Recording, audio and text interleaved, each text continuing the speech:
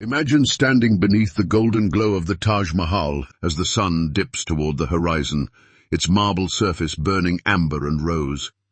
Now pull back further and further still until an entire subcontinent stretches beneath you. Somewhere on these ancient plains, a single battle fought on a dusty, unremarkable field changed the destiny of hundreds of millions of people. One afternoon of cannon fire, cavalry, and calculated genius gave birth to one of the most magnificent empires the world has ever known. From breathtaking monuments that still pierce the sky today, to miniature paintings capturing courts of unimaginable splendor, to artifacts that whisper of dynasties long gone, everything you are about to witness traces back to that one extraordinary moment. This is the story of how an empire was born. To understand what happened on that fateful plain, we must first travel back in time to Central Asia in the late 1400s. This was a world of fragmented kingdoms, shifting alliances, and constant warfare. Among the most powerful of these dynasties was the Timurid Empire, a civilization built on conquest and culture in equal measure. It was here, in 1483, in the small kingdom of Fergana, located in present-day Uzbekistan, that a boy named Zahir-ud-Din Muhammad Babur was born. He was no ordinary child. On his father's side, he carried the blood of Timur, the great conqueror who had shaken the known world. On his mother's side, he descended from Genghis Khan himself. From birth, Babur inherited two of history's most formidable military legacies, a prince forged by dynasties of destruction and greatness. Babur's early years were defined by devastating loss. At just 11 years old, he inherited the small kingdom of Fergana, immediately thrust into a world of political betrayal and military threat. His dream was Samarkand, the legendary Timurid capital, a city of breathtaking architecture and immense symbolic power. He captured it twice, only to lose it both times, leaving him without a kingdom entirely by his early 20s. Stripped of everything, he wandered the Central Asian steppes with a dwindling band of loyal followers. Yet through every defeat, Babur wrote. His memoir, the Baburnama, stands as one of history's most remarkable personal documents, offering raw, honest reflections on failure, longing, and unbreakable resolve. As one passage reveals, he never surrendered to despair. These writings confirm that behind the conqueror was a deeply human soul, forged through suffering. By 1504, Babur had found his footing. After years of wandering and defeat, he seized Kabul, transforming this rugged mountain city into the foundation of his renewed ambitions. Animated maps reveal why Kabul mattered so deeply. Positioned at the crossroads between Central Asia and the Indian subcontinent, it was a natural gateway, a launching point for anyone bold enough to look eastward. And Babur was looking eastward. Beyond the mountain passes lay the Delhi Sultanate, vast, wealthy, and increasingly unstable. Its ruler, Ibrahim Lodi of the Lodi dynasty, presided over a fractured court riddled with resentment and rebellion.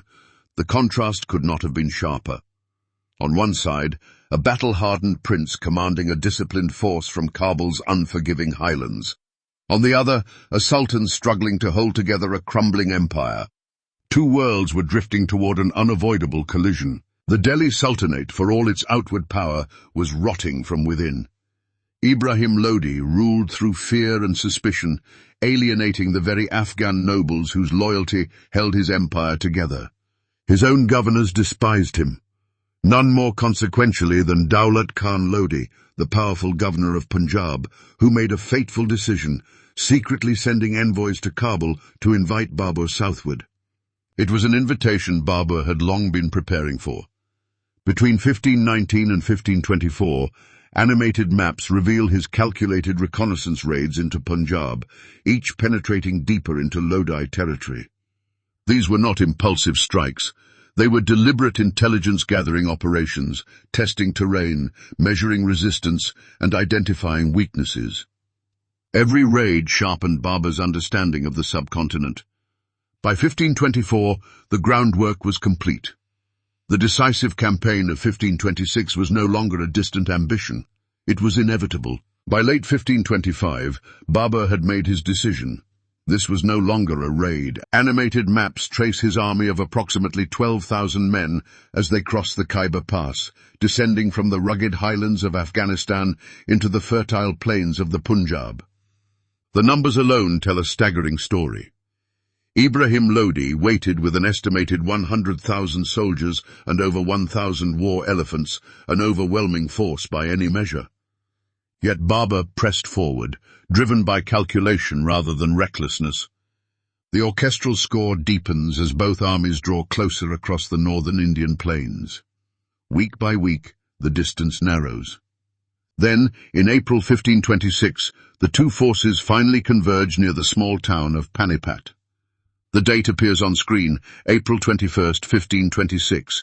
History holds its breath. Before the first cannon fired, Babur had already won the battle in his mind. His strategy combined two devastating innovations that Ibrahim Lodi had never encountered. The first was the Tulugma, a flanking maneuver drawn from Central Asian steppe warfare, designed to split and encircle larger enemy forces using fast-moving cavalry wings. The second was the Araba tactic, borrowed from Ottoman warfare, which involved chaining together 700 carts to create a mobile defensive wagon fort across the battlefield.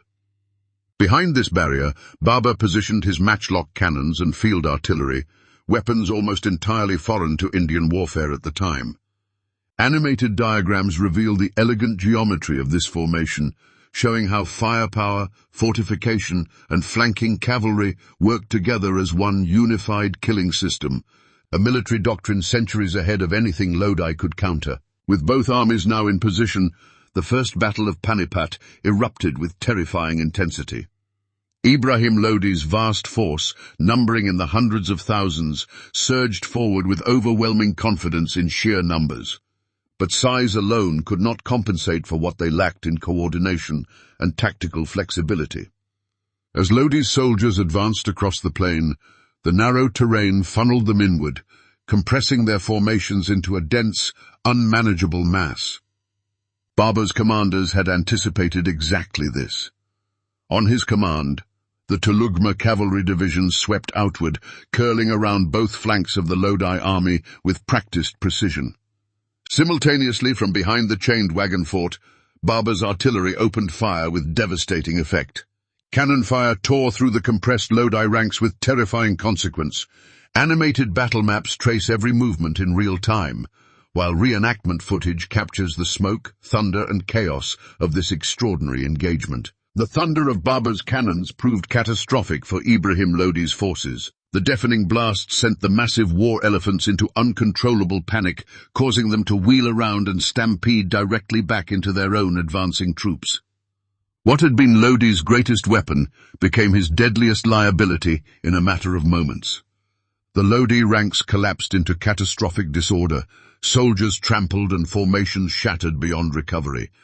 Seizing this critical opening, Babur's disciplined cavalry closed in simultaneously from both flanks, executing a textbook pincer movement that completed the encirclement with devastating precision.